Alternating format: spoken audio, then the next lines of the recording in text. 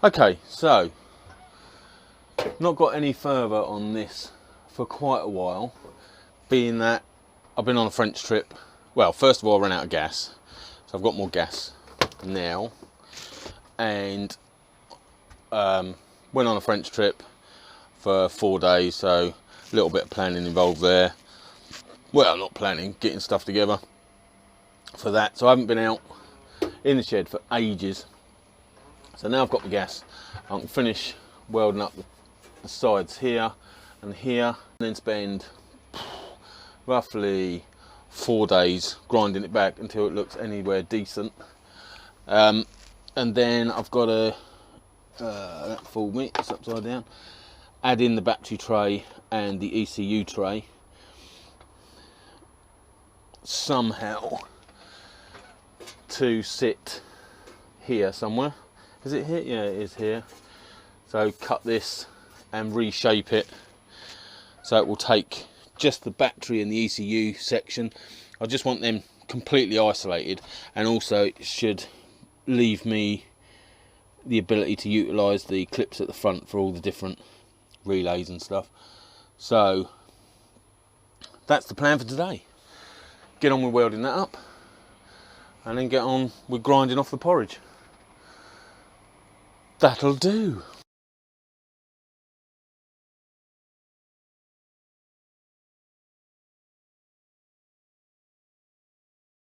So that's the welding done. Well, I've just wire brushed that and it's gone a funny colour. I don't know why. Anyway, that's the welding done. So we're all together. Just needs a lot of grinding. And then test fit on the bike, which is slowly getting covered in shrapnel. Will it ever run again?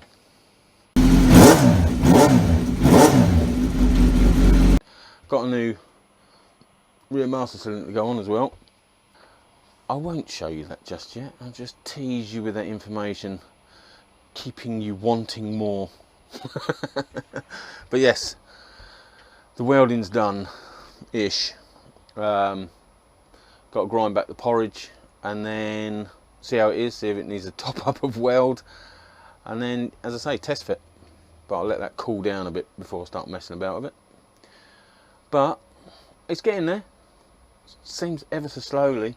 It's a long time since I've had the bike out on the road. I'm pining for it.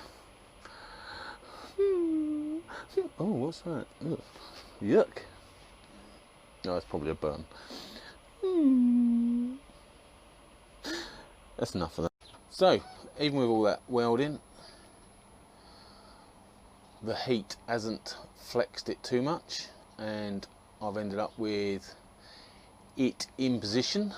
If anything, it's a bit higher than it was.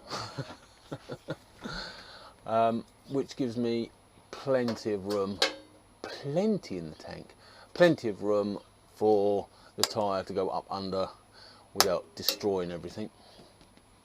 Still not enough for the number plate to go up there, even if I come from there.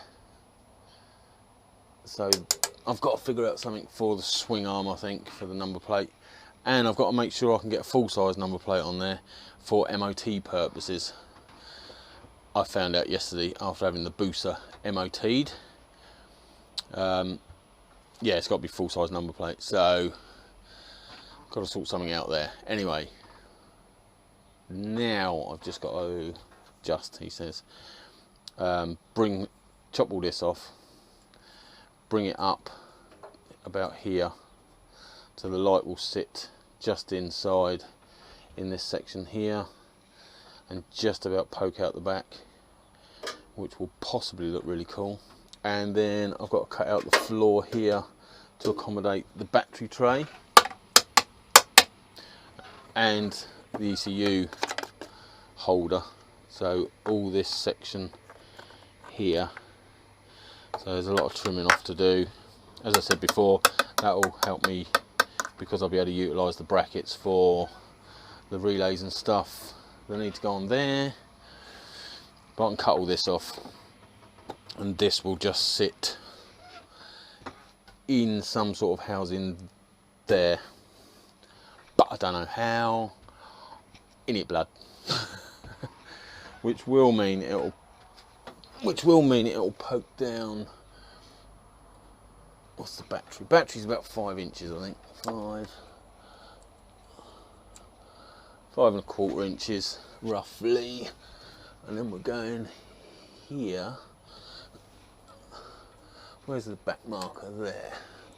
So we want to come down at least 5.25 inches plus a little bit more, just to give us, or give me, room for the electric wires to attach.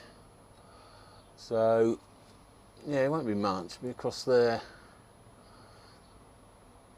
So it's not going to look too terrible, he says.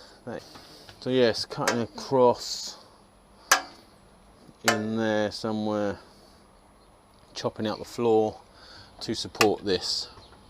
I think first of all I need to cut that out and get the shape of it, so I know so I know what I'm doing. That'll be a first, definitely be a first. And then that'll come up here somewhere, and then I've got to get the regulator rectifier in, and I think it's the starter solenoid, that one sits up here. Or is that down the front? That might be down the front actually. No, judging by them wires, it's up the top. So that's got to be the one that sits on these brackets here, sits in that housing. So that's got to be housed up in here. So's the regulator rectifier, which is somewhere other than where it's meant to be. There it is. And that's about 4.5 inches. So 4.5 is getting tight. Getting tight. I think I need to look at where those parts are going.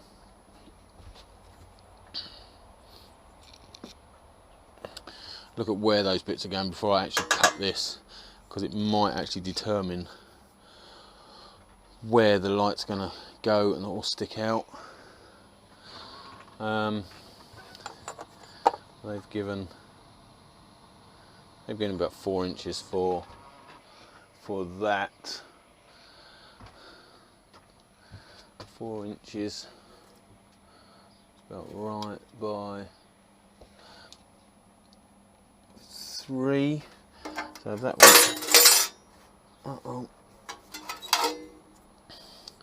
that's going to go 3 across there, and the rectifier is also about 3.5. 3.5. 3 doesn't leave much of a gap between the two. But I'll probably raise the rectifier up on spacers, and maybe even cut vents in the side to fan it back. Don't know. That'd be test pieces. Anyway, that's just the weird thought process that goes on in my head. First of all, I've got to figure out this battery tray and ECU.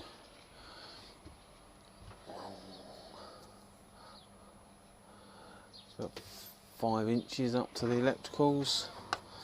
Be about right, 5 inches. Yes. We won't come forward at all. I don't know. Anyway, that's for me to figure out. That's the thought process, but it's in, and it still looks alright actually. I think I've got to go through and tidy all these welds up. I fucking even missed a bit there, weirdo. So these will possibly be ground back and I'll re-weld, because I've just discovered, well, I never discovered, the bloke at work said 0.8 in your MIG welder for the type of applications I'm using it for is a bit thick. Try 0.6, and I have tried 0.6 on the Undertray, and in comparison to the 0.8, it's a lot cleaner weld. So as I say, I'll probably take these back and then re-weld and see how tidy that comes out, because now I've seen the 0.6 in action, it's like this is abortionate. So yes, loads more to do, must get on. Okay, so got somewhere today. It's taken hours. Finished welding that up, ground it back. That needs, that's going to get pugged. These are going to get ground and welded, as I said earlier. Battery tray is halfway to being fitted. It's not halfway, actually. It's probably an eighth of the way to being fitted.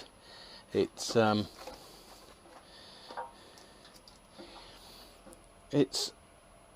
there. I cut Bombay doors to get it down, and there it is. But as you can see, I don't quite need all of this. My concern at the moment is this gap here with the old one on. With the old one on, it was giving me 3.5 inches of clearance. Where the battery tray is now, with it being lifted up slightly, that is giving me about 3 inches of clearance. When I bought the bike, it had a hugger on it, which, you know, well, it's a hugger. So it came down and it lined the top of the swing arm as well, which 1/4 inch, 1/2 inch. So I think,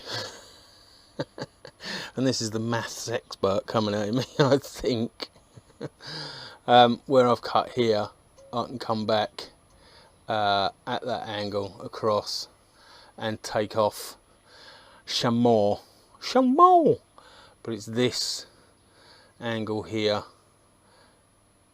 so it's this area here that needs reducing. But as you can see, I've put a piece of wood in there and a couple of bits of card to lever it up, and the top of the battery can sit actually level with this, so I can still bring it up another 1/4 inch, maybe 1/2 inch. I'm just going to go out and measure the booster and see what play that's got, but I think I'm going to be alright. As long as I go on ultra tarmac roads, which is all we've got in the UK, so it can't be a problem, can there? Anyway, if you carry on watching these videos, you'll find out if that's okay. Oh shit. Anyway, enough today.